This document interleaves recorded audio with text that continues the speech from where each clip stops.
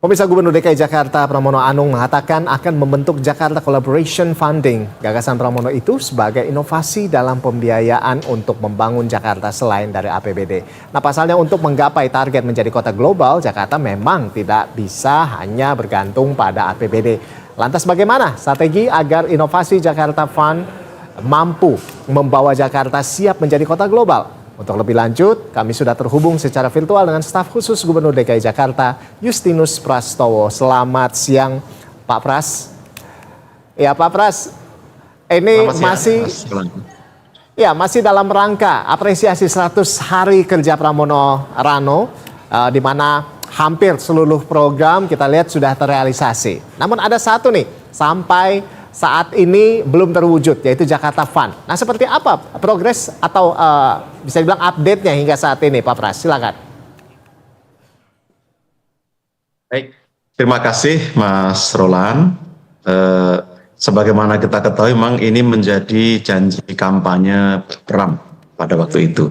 Ya. Kami sedang berproses dengan kerangka hukum dan melakukan kajian awal, karena memang Jakarta Fund termasuk ide yang baru dan mesti kita komunikasikan, kita koordinasikan dengan pemerintah pusat dan stakeholders agar kita mendapatkan landasan hukum dan benchmark yang baik.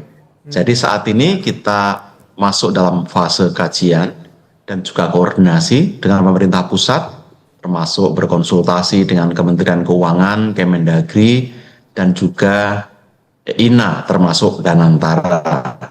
Maka kemarin sebagai awal juga kami bersama dengan beberapa pihak mengadakan semacam leader forum, leader talks untuk mendengarkan masukan sekaligus melakukan sosialisasi awal. Harapannya dengan kajian ini nanti kami dapat melakukan langkah-langkah yang terukur, baik satu, penyiapan regulasi yang tepat, kedua, model kelembagaan yang sesuai, dan ketiga, rencana aksi yang tentu akan dapat mengakselerasi, saya sampaikan tadi, pembiayaan pembangunan di DKI Jakarta. Demikian Mas Roland. Ya, Pak Pras, ini dari gagasan awalnya, ini dari mana dana awal Jakarta Fund ini akan didapat rencananya, Pak? Baik. Kita punya model yaitu INA, Indonesia National Authority atau LPI di pusat yang dibentuk kira-kira 5 tahun yang lalu. Itu juga sebuah terobosan untuk membangun atau membentuk sovereign wealth fund di tingkat nasional. Nah, Pak Pram kebetulan salah satu bidan dan orang yang terlibat melahirkan INA. Maka beliau melihat hal seperti itu baik dan sangat mungkin diterapkan di level lokal atau di tingkat Jakarta. Seperti yang ada di INA, tentu saja nanti sambil menunggu regulasi dan desain kelembagaan, modal awal itu bisa berasal dari silpa atau dari APBD. Selain dari sumber-sumber lain termasuk seperti dividen BUMD. Dan kemarin juga sudah ada arahan Jakarta Fund ini dengan modal awal dari APBD nanti diharapkan bisa menjadi hub bagi KPBU, kerjasama pemerintah dan badan usaha untuk membangun sektor-sektor prioritas di Jakarta. Selain itu, kita bisa kemitraan dengan berbagai pihak, terutama swasta, misalnya optimalisasi penggunaan dana CSR. Dan juga ada opsi misalnya menerbitkan municipal bond atau obligasi daerah, yang tentu saja ini akan sangat strategik dalam rangka pembiayaan dan akselerasi pencapaian target-target pemerintah untuk 5 tahun dan seterusnya, Mas Roland. Jadi sebetulnya ada banyak opsi begitu ya, Pak ya. Baik, nah apa yang menjadi tantangan dalam merealisasikan Jakarta Fund hingga saat ini, Pak Pras? Baik. Yang pertama, tantangan regulasi. Kami saat ini sedang mengkoordinasikan dengan pemerintah pusat kira-kira payung hukum yang tepat seperti apa. Kami sedang melakukan asesmen terhadap beberapa peraturan teknis, baik di peraturan Kementerian Keuangan maupun Kementerian Dalam Negeri, dan ruang yang tersedia misalnya dalam Undang-Undang 2 tahun 2024 tentang daerah khusus Jakarta juga akan kami optimalkan dan kami komunikasikan dengan pemerintah pusat. Harapannya itu nanti bisa diselesaikan dengan segera. Kedua, desain kelembagaan. Tentu dengan opsi yang ada, kami masih memikirkan apakah misalnya nanti dibentuk satu kelembagaan khusus sui generis atau bisa menggunakan skema BLU daerah atau nanti skema-skema lain sesuai dengan hasil koordinasi dengan pemerintah pusat. Lalu berikutnya memang tahap penyiapan sistem, SOP, prosedur dan sebagainya. Ini yang paralel kami kerjakan dengan stakeholders, dengan pihak swasta. Kemarin kita bertemu dengan para CEO perusahaan-perusahaan besar di Jakarta, bertemu dengan beberapa konsultan dan PM membantu. Kami komunikasikan lebih awal agar kita punya benchmark di negara lain seperti apa di level provinsi atau kota mengelola semacam sovereign wealth fund seperti ini. Demikian Mas Roland. Lalu apakah ada target begitu Pak Pras atau kapan atau berapa lama lagi Pemprov Jakarta ini bisa merampungkan pembentukan Jakarta Fund ini Pak? Ya, harapannya di tahun ini sudah bisa kami selesaikan payung hukumnya dan paralel kami juga bisa menggunakan opsi Badan Layanan Usaha Daerah untuk digunakan sebagai vehicle sambil nanti kita finalkan. Nah saat ini kami mengaitkan ide Jakarta Fund ini untuk akselerasi pembangunan, terutama juga untuk pencapaian target-target Jakarta sebagai kota global di tahun 2030 sebagai target jangka menengah. Itu yang kami harapkan nanti beberapa sektor strategis dapat didanai dari kerjasama dengan badan usaha, baik pusat maupun di swasta, channeling melalui Jakarta Fund ini. Demikian Mas. Nah, ini Pak Pramono ini kan pernah memiliki cita-cita besar begitu ya untuk membuat Jakarta Fund seperti SWF, INA atau bahkan Danantara begitu ya. Namun secara kajian awal sebenarnya akan seperti apa sih sebetulnya skema atau model bisnis dari Jakarta Fund ini Pak Pras? Baik. Di awal Jakarta kan setiap tahun ada silpa. Sisa lebih dari anggaran tahun sebelumnya. Itu yang bisa dipakai untuk optimalisasi sebagai modal awal. Lalu Jakarta juga punya sumber-sumber non-PBD atau yang sering disebut sebagai off budget yang bisa kita pakai juga, off balance sheet yang bisa kita pakai sebagai sumber. Lalu KPBU melibatkan swasta dalam pengerjaan proyek strategis. Ini bisa dieksekusi dalam waktu yang tidak lama karena sudah ada best practice-nya. Kita sudah berkoordinasi dengan INA, model INA bisa dipakai sebagai contoh. Kita melakukan inbring aset yang dimiliki oleh Pemprov DKI sebagai modal awal di Jakarta Fund, lalu nanti digunakan sebagai agunan atau sebagai aset yang bisa di-leverage untuk pembiayaan. Ini juga opsi yang sangat mungkin dilakukan. Masuk aset BUMD yang belum optimal,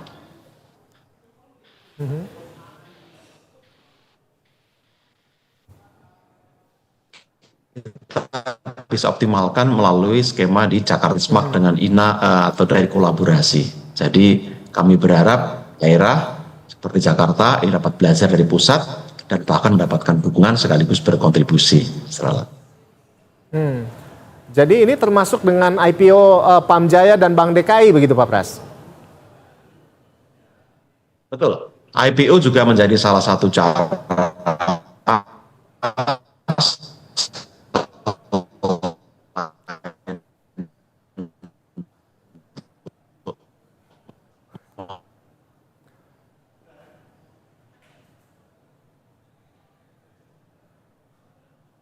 ya, Pak Pras?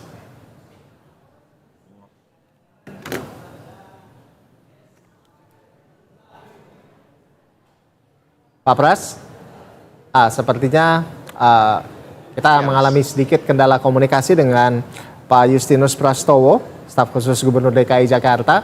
Namun kami masih akan melanjutkan perbincangan ini, pemirsa. Untuk itu tetaplah bersama kami. Usai jeda, Investor Market Today akan segera kembali.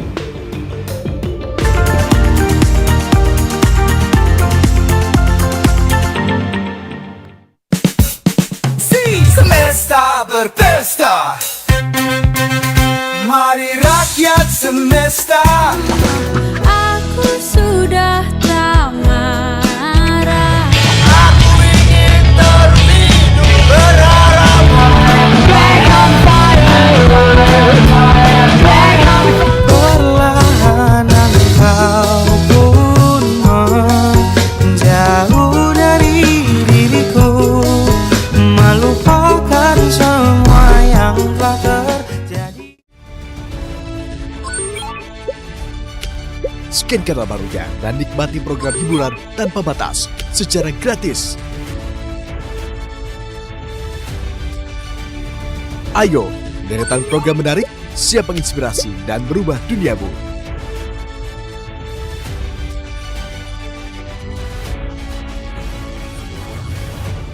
Pemirsa, Anda menyaksikan Investor Daily Talk bersama saya Iqbal Switami Harja. 90% bahan baku untuk obat-obatan di Indonesia ini masih impor. Kendaraan listrik ini udah jadi sebuah keniscayaan yang mau nggak mau memang harus jadi perhatian kita. Kita perlu mencari hal-hal seperti itu, membangun nilai industri mulai tadi dari hulu sampai hilirnya. Saksikan Investor Daily Talk setiap Senin sampai Jumat jam 2 siang. Hanya di Berita 1, Bersatu Menginspirasi. Saham-saham yang nikel dan timah itu mengalami penguatannya serentak. Sebenarnya nilai tukar rupiah ditutup di 16.100, masih berada di zona merah. Ternyata inflasi Amerika itu semakin meningkat, ya kita udah tahu jelek untuk beberapa sektor. Saksikan program Investor Market Closing Senin sampai Jumat jam 3:30 sore. Hanya di Berita 1, Bersatu Menginspirasi.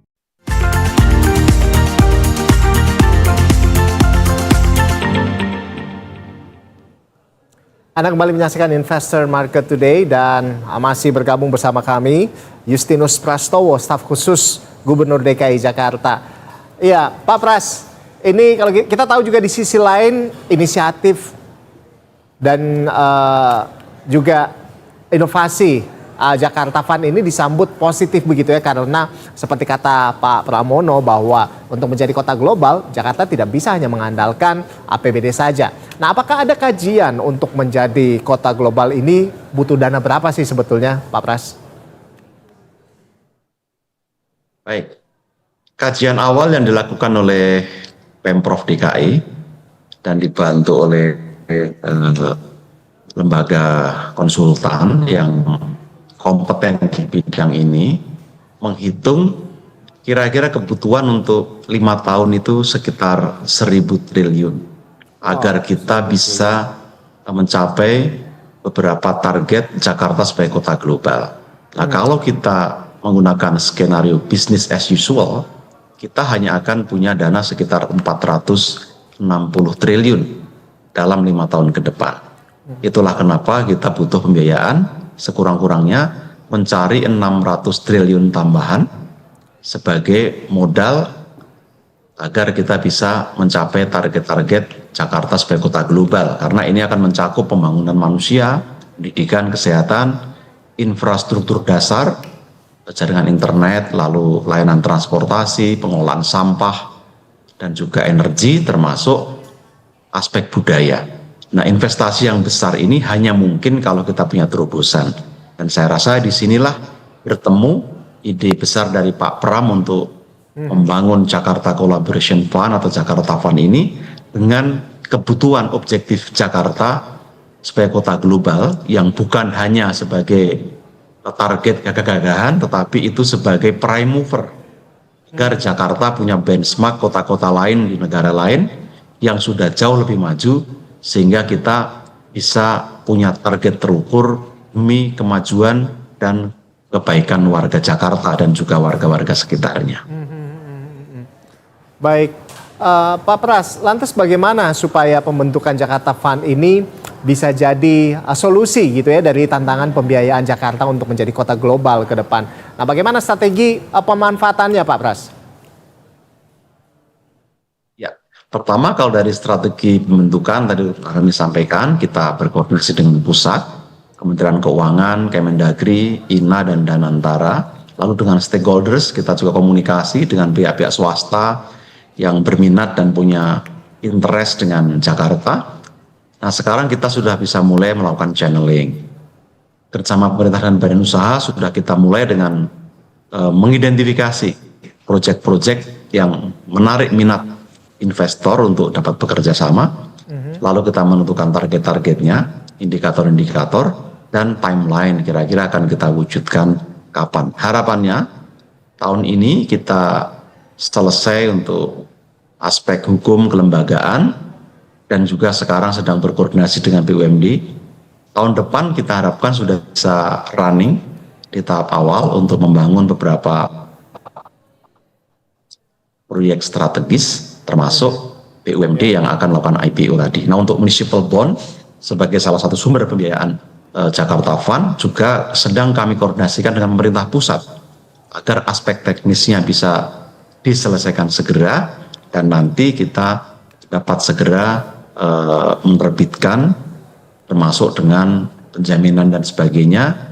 Kita koordinasi dengan Kementerian Keuangan, harapannya tahun depan juga bisa kita implementasikan sehingga akan sungguh-sungguh bermanfaat untuk meningkatkan pembiayaan di Jakarta ini.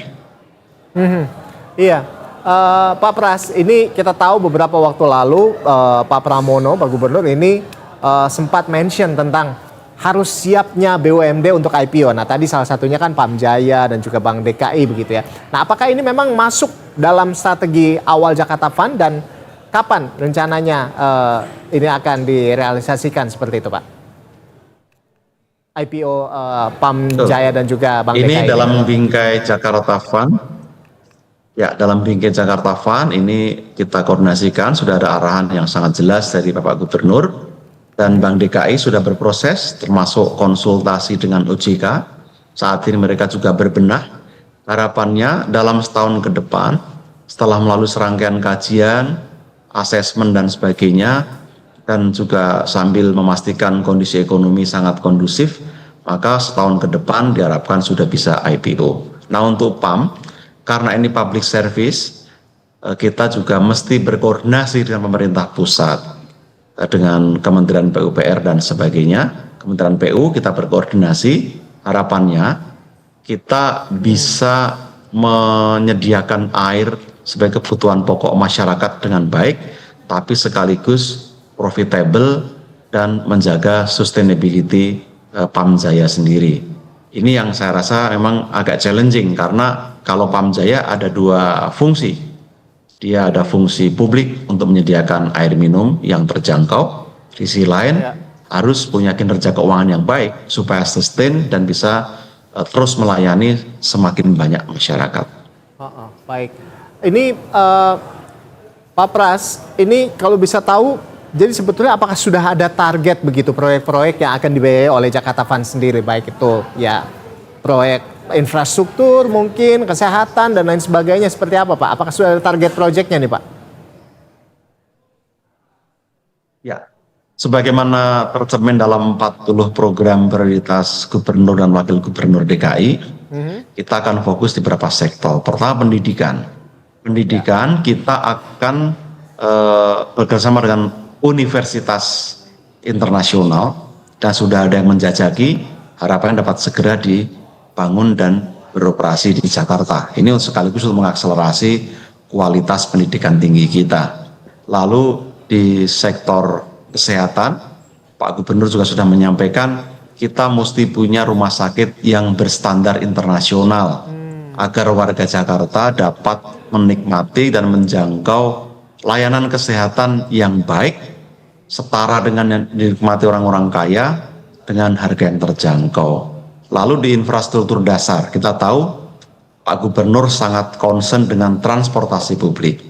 Saat ini kita akan menyelesaikan beberapa koridor dan fase pengembangan MRT, lalu LRT, dan juga integrasi Trans Jabodetabek yang harapannya bisa menyangga beberapa wilayah di luar Jakarta.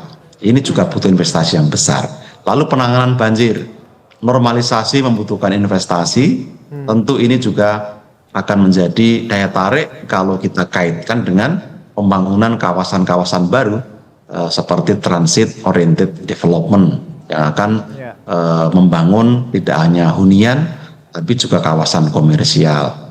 Di samping itu juga sampah. Sampah itu tantangan besar bagi Jakarta, namun juga peluang. Dengan jumlah sampah 8.000 ton sehari, harapannya itu bisa kita manfaatkan dengan teknologi yang baik menjadi energi dan bisa menguntungkan bagi industri. Itu yang kira-kira menjadi gambaran apa yang mau kita lakukan dalam jangka pendek ini, Mas Roland. Ini menarik sekali ya. Kita akan melihat bahwa kedepannya memang kota global, Jakarta kota global ini sepertinya semakin dekat begitu ya Pak ya. Nah tapi kan ini dengan masih berjalannya kajian Jakarta Fund ini, tapi kalau Anda sendiri melihat seberapa optimistik Bapak dan tentu Pemprov DKI Jakarta juga melihat Jakarta Fund ini dapat menarik investor ke depannya?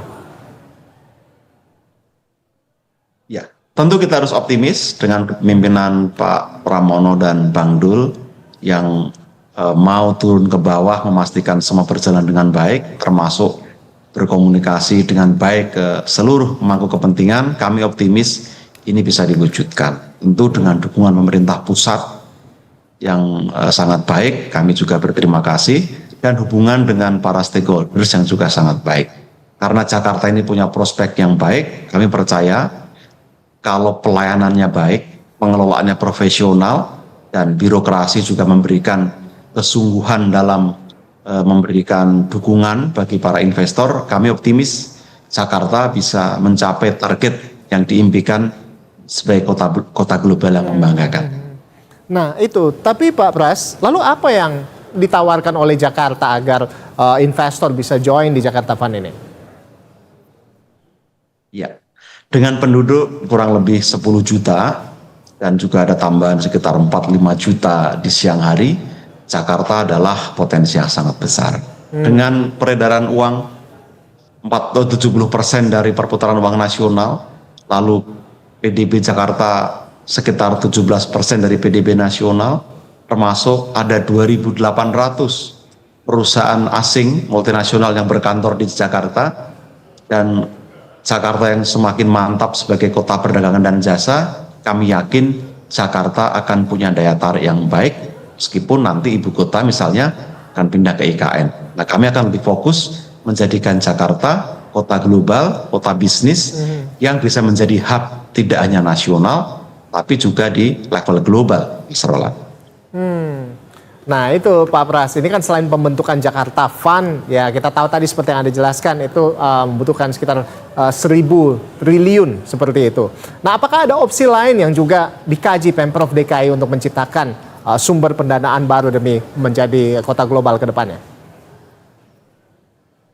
Ya, kami rasa dengan modal awal dari Silpa, dari dividen BUMD, dan juga dari off balance sheet yang sekarang ini sedang kami tata untuk bisa dioptimalkan, termasuk penjajakan minat swasta untuk berkontribusi, berinvestasi di beberapa sektor strategis tadi, kami sangat optimis.